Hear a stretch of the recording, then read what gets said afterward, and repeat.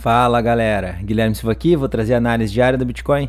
Então pessoal, vou mostrar para vocês nesse vídeo aqui uma estratégia de longo prazo que a gente utiliza a força relativa, o Stoch RSI e a média de 200. Vou mostrar para vocês quantas vezes ela acertou que a gente estava perto de um fundo e que ela nos deu um bom de um repique, um bom de um lucro. Isto eu vou mostrar praticamente no histórico inteiro do Bitcoin, tá pessoal? A gente está falando aqui de uma estratégia que a gente utiliza um gráfico de 2 dias. Lembrando que quanto maior o time frame, mais fortes são os sinais, e eu vou explicar para vocês nos mínimos detalhes. Também vou dar uma notícia ruim, que tem um dos indicadores que não está muito legal, que nunca aconteceu na história do Bitcoin. Neste indicador, a gente chegar neste nível. Vou mostrar para vocês. E também vou falar aqui a respeito da questão das perdas máximas, né? Teve um inscrito que comentou que ele falou que ele está com 50% de prejuízo ou 60%, não sei.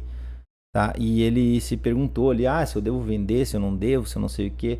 Eu não vou dizer para ele que ele deve vender ou que ele não deve, mas eu vou mostrar para vocês algumas situações aqui, né, do quanto que é aceitável a gente permitir ficar negativo em uma posição. Não digo que vocês não devam aguentar ou não, dependendo da situação que já se encontra, a situação já pode ficar bem ruim, mas eu vou mostrar para vocês uma coisa bem interessante, beleza? Pessoal, quem gosta de ver análise realista do mundo das criptomoedas, pessoal, se inscreve no canal, porque aqui a gente, além de dicas de trading, como eu vou dar agora aqui, nessa estratégia, a gente aqui não fica massageando a posição de ninguém, a gente não fica aqui falando de alta infinita quando a gente está vendo o negócio andar para baixo. A gente vai falar de alta quando a gente vê o negócio andar para cima, beleza? Enquanto a gente está vendo a coisa andar para baixo, a gente faz análise, a gente dá dicas para vocês. Então, se inscreve no canal, beleza? Então, bora pro vídeo.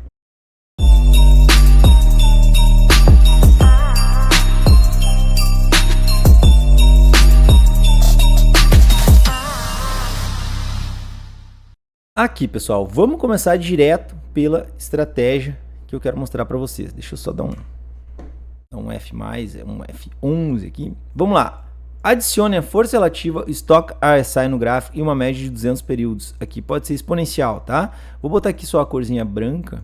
Acho que a gente enxerga melhor aqui, porque já que o nosso fundo é escuro, tá?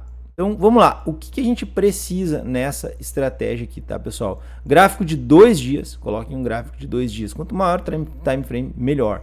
O que a gente precisa nessa estratégia? Eu vou voltar aqui, tá, no passado e vou marcar para vocês o que a gente precisa. Pessoal, a gente precisa o seguinte. A gente precisa estar abaixo da média de 200. Força relativa sobrevendido, aqui abaixo dos 30 pontos. E Stoch RSI lá embaixo. Não é sempre que se configura tudo isso ao mesmo tempo. Se a gente configurar se a gente observar desde 2018, tá? Quando que a gente estava lá embaixo? Vou botar lá embaixo. Aqui nós estávamos lá embaixo, tá? Lá embaixo, lá embaixo, lá embaixo. E aonde a gente se encontrava nessa região aqui? Fundo, certo? Era um fundo. Opa, deixa eu ter que dar uma arrumada aqui que eu estou desenhando na força relativa. Vou dar uma puxadinha nesse aqui para baixo. E esse aqui um pouquinho para baixo, assim, que assim fica legal, tá? O que a gente tinha aqui, pessoal? Fundo, certo? Fundo. Agora nós vamos mais para lá. Aqui, primeiramente eu vou me basear na força relativa, tá? Na força relativa, porque daí eu vou para os outros. Então vamos puxar para o lado, puxar para o lado. Tá? Olha quão poucas vezes isso acontece. Força relativa, lá embaixo, vou marcar lá, ó. Bem lá embaixo, reto. Está lá embaixo, está lá embaixo, está lá embaixo e está abaixo da média de 200. Fundo, tá? Aqui, força relativa lá embaixo, está lá embaixo, aqui não está, então eu não posso considerar, certo? Apesar de ter ido para cima, eu não posso considerar, certo? Então vamos lá, de novo aqui, lá embaixo, aqui não, aqui sim, tá? Aqui embaixo, embaixo, embaixo, aqui a gente errou, tá? Aqui foi uma vez que a estratégia não deu certo, beleza? Vamos continuar andando para o lado aqui, agora aqui de novo, tá? Aqui, estamos lá embaixo, lá embaixo que eu digo aqui no Stoch RSI, as duas linhas, tá? As duas médias do Stoch RSI estarem embaixo. Olha onde a gente estava aqui, né, pessoal? Bem no fundo também, tá? E estamos abaixo da média de 200, tá? Então, uma entrada certa, tá? Pensando no longo prazo, uma errada, aqui mais uma entrada certa, tá? Pensando no longo prazo, tá, pessoal? Mais uma entrada certa para o longo prazo. Deixa eu puxar para o lado aqui. Força relativa aqui nenhuma vez atingiu esses níveis, nenhuma vez. Aqui mais uma certa, era fundo. Mais uma certa aqui era fundo. Aqui, pandemia, tá? Mais uma vez aqui, ó, pandemia, abaixo da média de 200, abaixo da força relativa e lá embaixo também, mais uma certa aqui, pandemia, tá? Agora aqui a gente chegou a bater, tá? Mas se eu observar aqui, ó, tá? Apesar de a gente ter dado um repique de 40%, tá?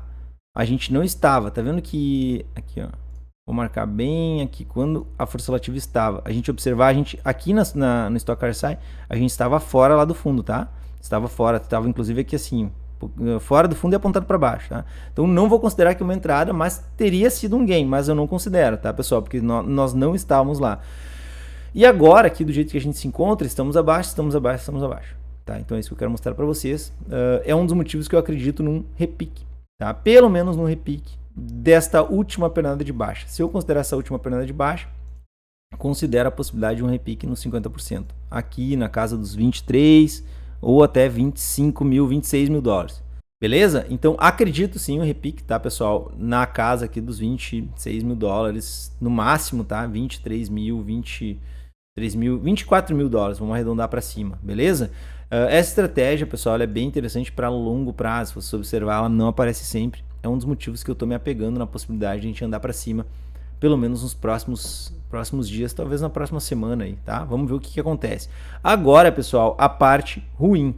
Vou mostrar para vocês o Log Curve Zones, que é um indicador de longo prazo do Bitcoin, que ele sempre manteve uma estrutura muito bonita, nos mostrando as regiões de compra e as regiões de venda.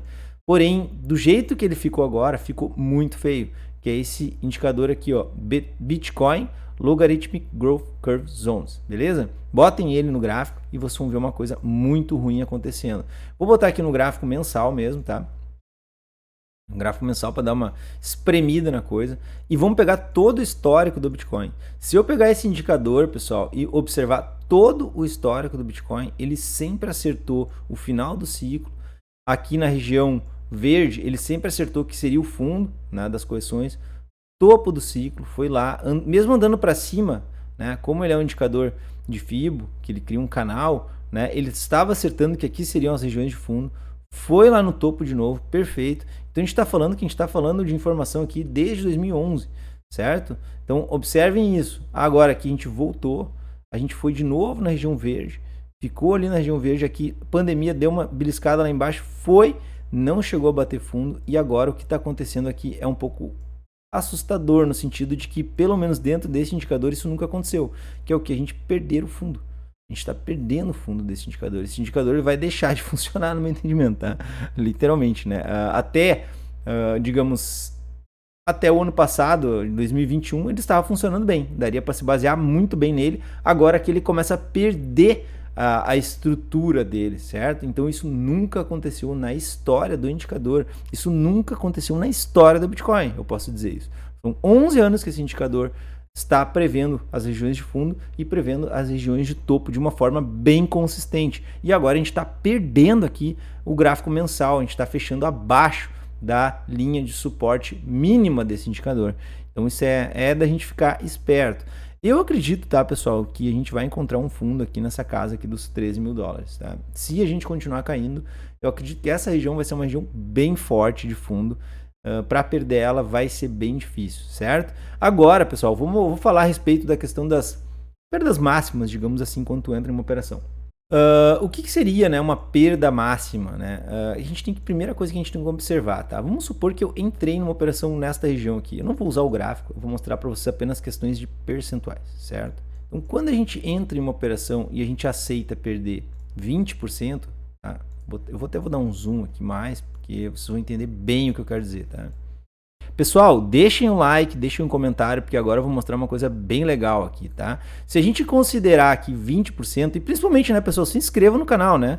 Então, se inscreva no canal, porque é se inscrevendo que vocês nos ajudam, tá? A nos motivar a estar aqui trazendo esse tipo de conteúdo, beleza? Se eu entrei neste ponto, nessa linha amarela, tá? E eu permito uma correção de 20%, para mim recuperar esses 20%, o quanto que eu preciso de alta? Eu preciso de alta aqui, pessoal, 25%. Tá? Mais ou menos 25%.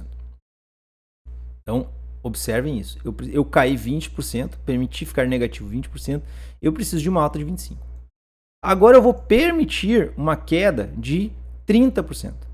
Tá? Eu vou permitir uma queda do meu capital lá de 30%, mais ou menos aqui, 30%. Quanto que eu preciso de alta para recuperar a minha queda de 30%? Eu já estou precisando aqui de 43% de alta, tá? Se eu botar certinho aqui, tá um pouquinho mais, talvez. Vamos botar mais ou menos aqui certinho. 44%. Se eu permito, tá? Vocês vão entender o que eu quero dizer, tá, pessoal? Como a coisa vai ficando cada vez pior a partir de um X percentual. Se eu permitir 50% de queda, tá? 30% de queda, eu vou permitir aqui 40% de queda. Vamos de 10 em 10, tá?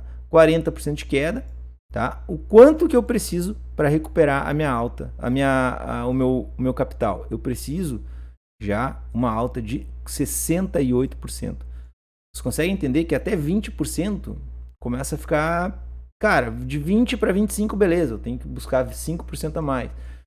Mas quando a gente chega em 40, a gente já precisa 68. Quando a gente cai mais 10% do 40, a gente já está falando que a gente precisa de 100%, logicamente, né? Se eu cair 50%, eu vou precisar de uma alta de 100%. Então, olha a diferença que dá, né?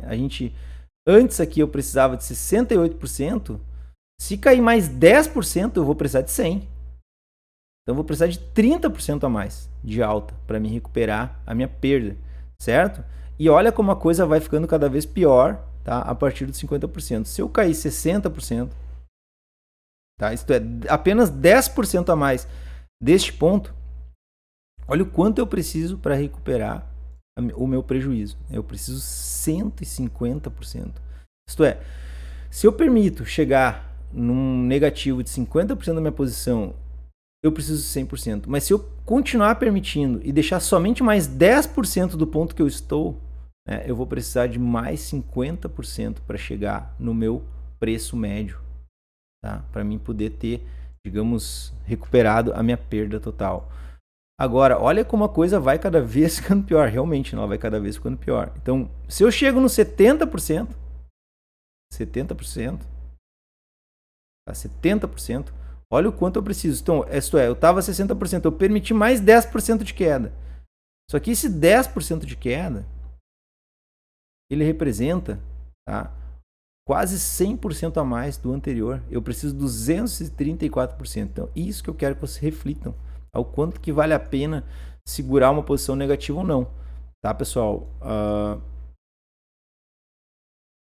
É complicado tomar uma decisão de pular fora do bonde, daqui a pouco já está com 60% de prejuízo. Eu vou ser bem sincero com vocês, dependendo do capital que eu estou com esse 60% de prejuízo, se eu estivesse numa situação ruim, tá? Dependendo do tamanho do meu capital, tá? Que eu estivesse alocado aqui, cara, eu faria uma compra de 100% do que eu comprei. Tá? Era o que eu faria. Isso se eu acredito no ativo. Porque se eu estou, por exemplo, com 70% de prejuízo e este 70% representa pouco do meu capital, eu posso perfeitamente aqui embaixo comprar a mesma quantidade que eu comprei aqui e trazer o meu médio para cá. Eu estou pensando no longo prazo. Tá? Esta é uma das saídas para a merda que a pessoa fez. Tá? Dela permitir daqui a pouco uma correção de 70% na cara. Tá? Uma das saídas é, bom, estou com 70%, eu estou fodido, não vou assumir prejuízo. Se eu comprei 100 aqui, eu vou comprar mais 100 aqui embaixo. E aí o meu preço médio vai vir para cá. Então eu já vou precisar de uma, digamos, de uma recuperação bem menor. Já vou precisar de 80%, 88% e não de 250%. Eu já estou no 0 a 0. Tá? Esta é uma das saídas. Tá? Mas isso aqui, pessoal, é para quem tem um capital que está disposta a perder. E tu não entrou com uma mão tão pesada aqui em cima, tá? Para chegar aqui embaixo e realmente tu está sofrendo com 70%. Por isso que eu digo para vocês, pessoal, muito cuidado com o all-in, muito cuidado com o teu capital. Vou comprar tudo. Cara, se tu fizer isso, tu pode ficar preso numa posição e amargar um prejuízo e daqui a pouco não aguentar uma correção muito acentuada. É lógico, né, pessoal? Pelo que eu mostrei para vocês aqui, não é ideal a gente ficar negativo mais de 20% do capital. 30% já vai ter que batalhar bem mais para recuperação ali, né, dos 30%. 30% já vira 44%, né?